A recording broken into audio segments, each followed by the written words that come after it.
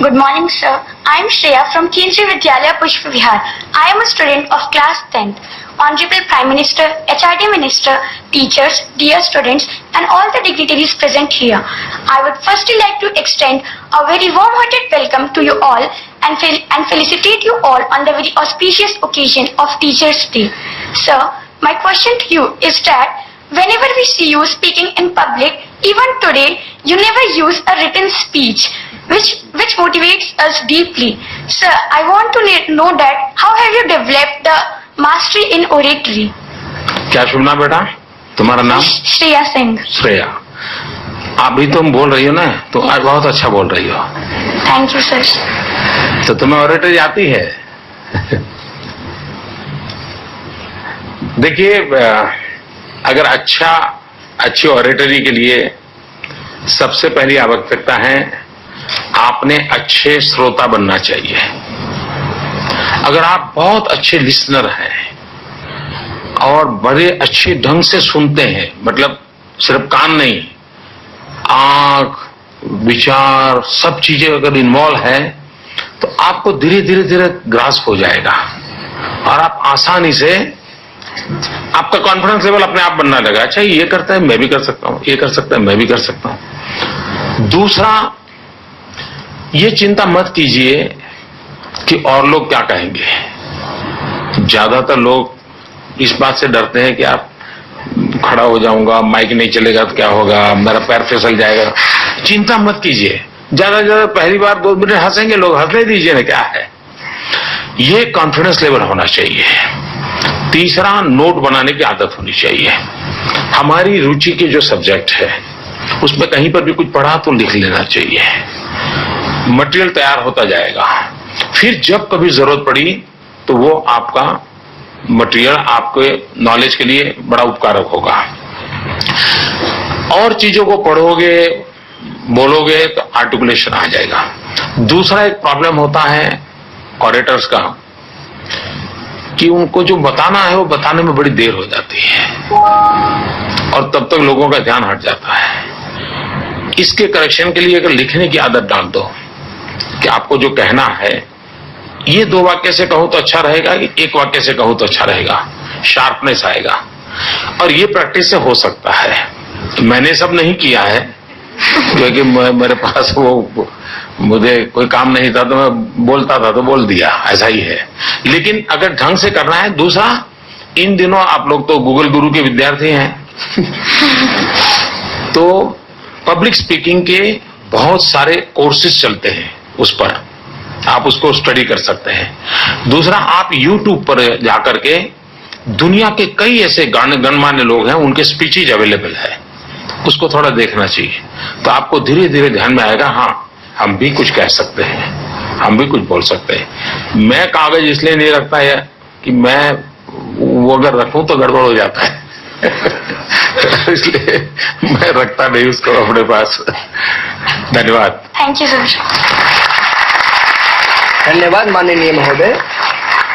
केंद्रीय विद्यालय जनकपुरी की कक्षा 12वीं की छात्रा अनामिका दुबे को राष्ट्रीय संस्कृत संस्थान के द्वारा 2500 रुपए की छात्रवृत्ति संस्कृत में विशिष्ट योग्यता प्राप्त करने के कारण प्रदान की गई.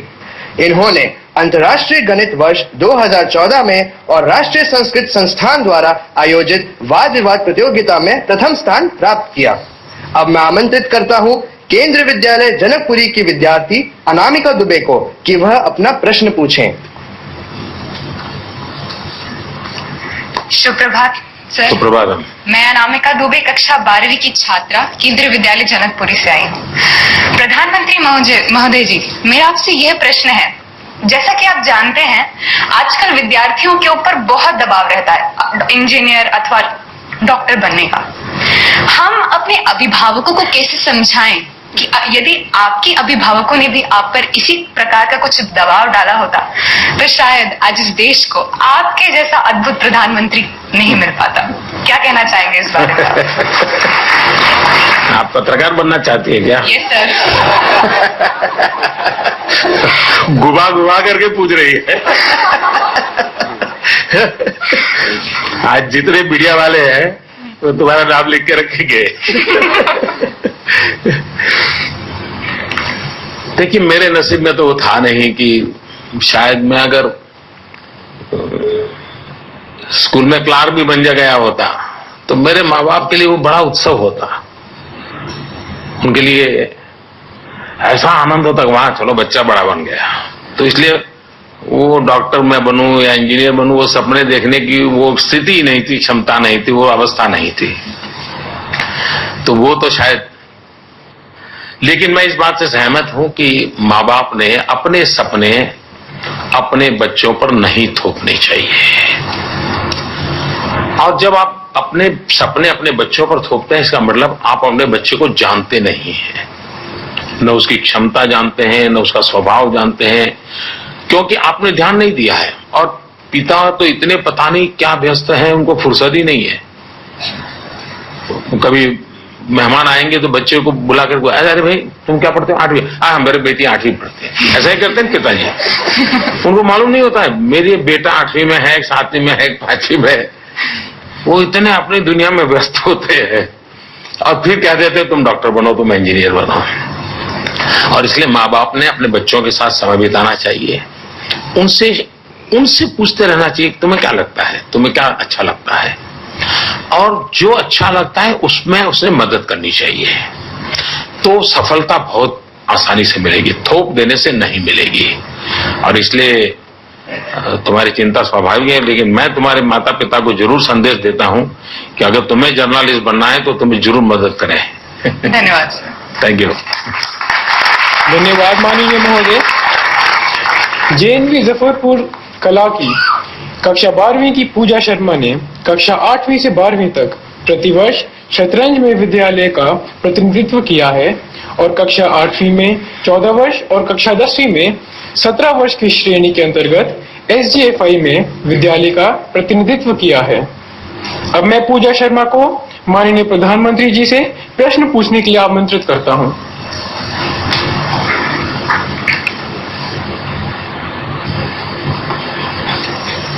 सुप्रभात सर, मेरा नाम पूजा शर्मा है। मैं जवाहर नवोदय विद्यालय जाफरपुर कला की छात्रा हूँ। मैं 12वीं कक्षा में पढ़ती हूँ। सर, मेरा प्रश्न आपसे यह है कि हाल ही में हमने अभी विश्व योग दिवस मनाया है। भारत ने संपूर्ण विश्व को योग का पाठ पढ़ाया, जिसे एक बार फिर से आपने गौरव प्रदान किया है। सर, इसके लिए हम आपके आभारी हैं। आपके मन में यह विचार कैसे आया?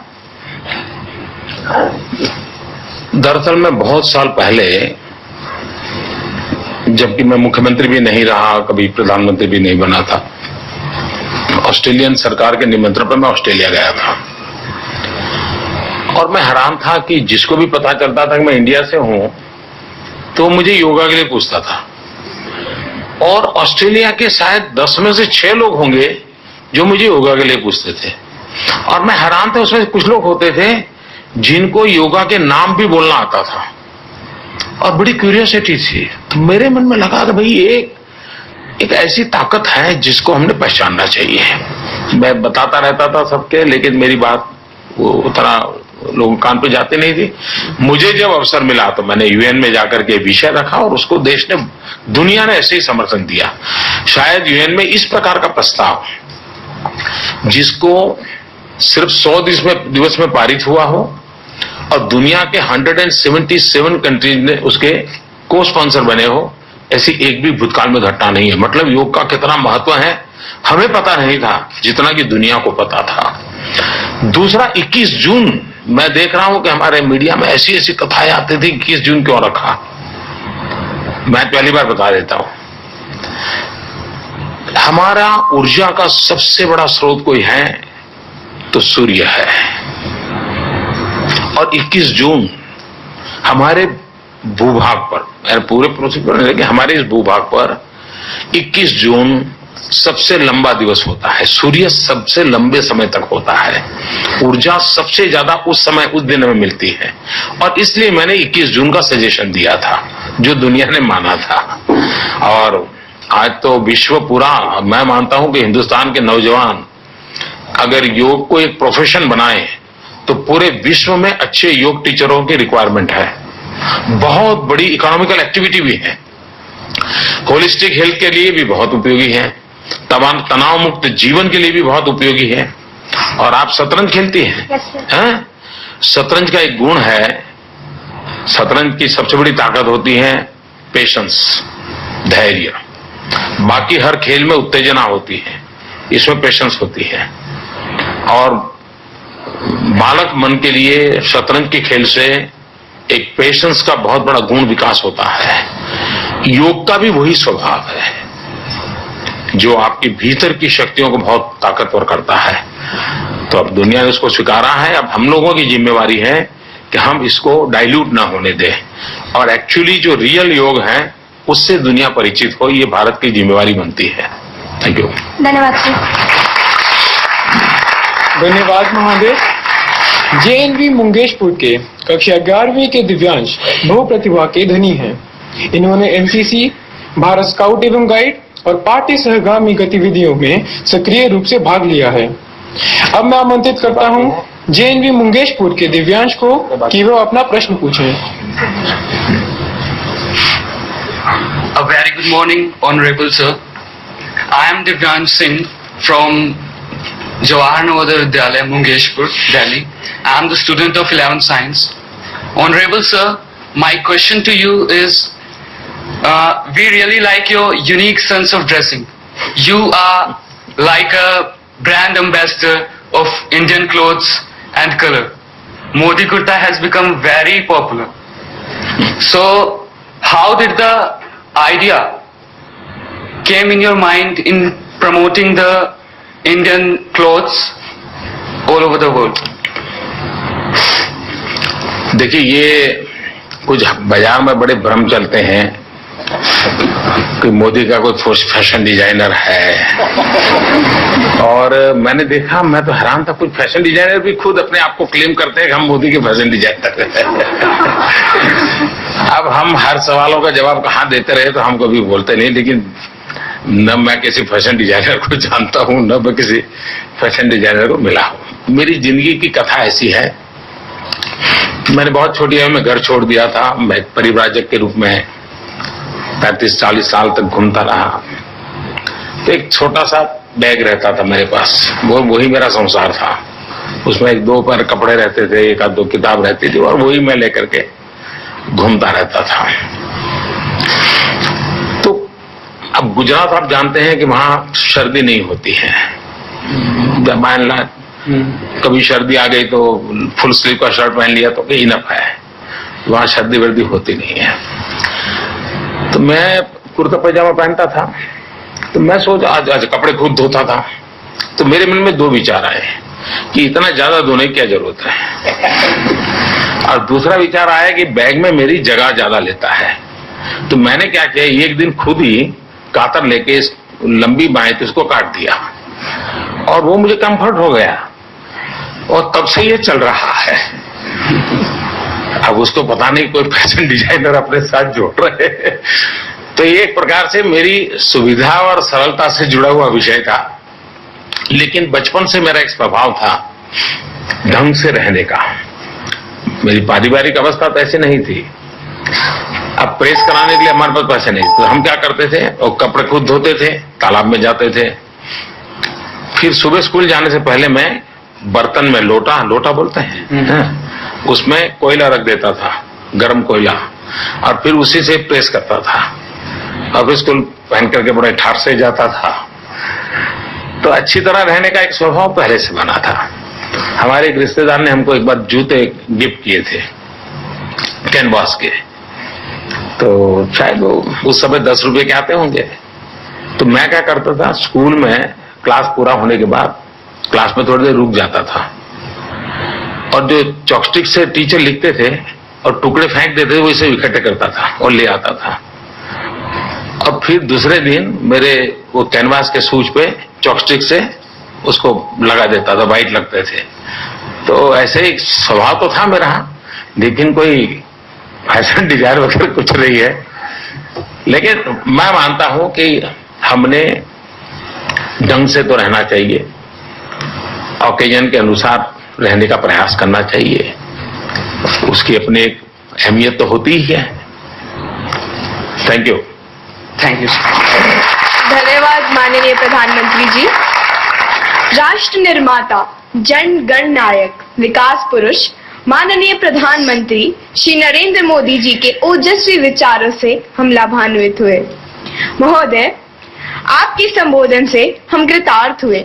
आपके प्रेरक विचार प्रकाश स्तंभ की भांति हमारा मार्ग प्रशस्त करेंगे, हमें आगे बढ़ने के लिए सदैव प्रेरित करते रहेंगे। हम सब माननीय प्रधानमंत्री जी, माननीय मानव संसाधन विकास मंत्री जी, माननीय मानव संसाधन विकास राज्य मंत्री जी उच्चतर शिक्षा, माननीय वित्त राज्य मंत्री जी, माननीय मानव संसाधन विकास राज्य मंत्री जी स्कूल शिक्षा एवं साक्षरता का हृदय की अतल गहराइयों से धन्यवाद ज्ञापित करते हैं। आपके प्रति विशेष आभार। धन्यवाद। अब धन्यवाद तो हो गया है, लेकिन मैं भी धन्यवाद करता हूं उन बच्चों का, और मैं कार्यक्रम के योजकों को बधाई देता हूं कि पूरा कार्यक्रम का संचालन बच्चों के हाथों से करवाया और बहुत बढ़िया ढंग से किया सब बच्चों ने। बहुत बहुत बधाई।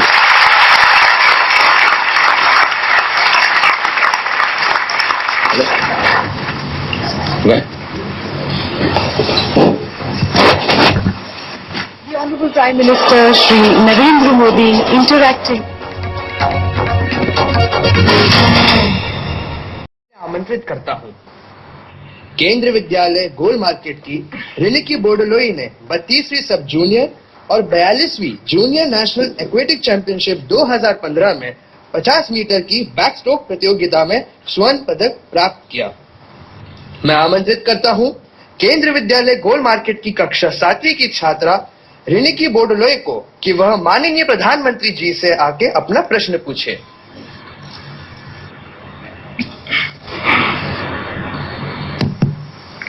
Good morning, Honorable Prime Minister. My question is, everybody knows that you have penned down a collection of poems titled Akkha Adhanya Chhe. Our eyes are so blessed. How do you develop interest in literature? आप कहाँ आसाम से हैं? अच्छा, दिल्ली में रहती हैं? Yes. तो आसाम और बंगाल, वहाँ तो कला बहुत होती है। ये बात सही है कि यहाँ से सब लोग होंगे जितने स्टूडेंट, आप में से कौन है जिसने कविताएं लिखी है? कभी एक आध लाइन, 2 लाइन, कितने हैं? जरा हाथ ऊपर करो तो देखिए, काफी हैं। मतलब कि हर एक के भीतर कविता का वास होता है, हर एक इंसान के अंदर। कुछ लोगों की कविता कलम से टपकती हैं, कुछ लोगों की कविताएं आंसू से निकलती हैं, तो कुछ लोगों की कविता ऐसे ही अंदर के अंदर समा जाती है। तो ये चीजें ईश्वर ने दी होती है, ये कोई ऐसा नहीं है कि कोई किसी एक को देते हैं, लेकिन कोई उसको जरा संभालता है उसमें से। मैं जो लिखा हूं उसको कविता कहने के लिए अभी तो मेरी तैयारी नहीं है, क्योंकि लेकिन और कुछ कह नहीं सकते, इसलिए कविता कहनी पड़ रही है। अब जैसे 2 व्हील हो, एक फ्रेम हो, सीट हो, गवर्नर हो, तो लोग कहेंगे साइकिल है, पहले चलती नहीं हो, फिर उसको साइकिल ही कहेंगे। तो वैसे ही मेरी ये रचनाएं हैं, तो वो कोई एकदम कविता की तराजू में तोलने से वो कविता मानी जाए ऐसी तो नहीं होगी, लेकिन मेरे मन में जो भाव उठते थे, मैं जो मैंने पहले ही कहा, मेरा बड़ा ऑब्जर्वेशन का स्वभाव था, प्रकृति से साथ ज्यादा जुड़ा रहता था, उन्हीं चीजों को कभी कभार कागज पर डाल देता था। फिर कभी मैंने तो सोचा भी नहीं था, लेकिन हमारे गुजरात के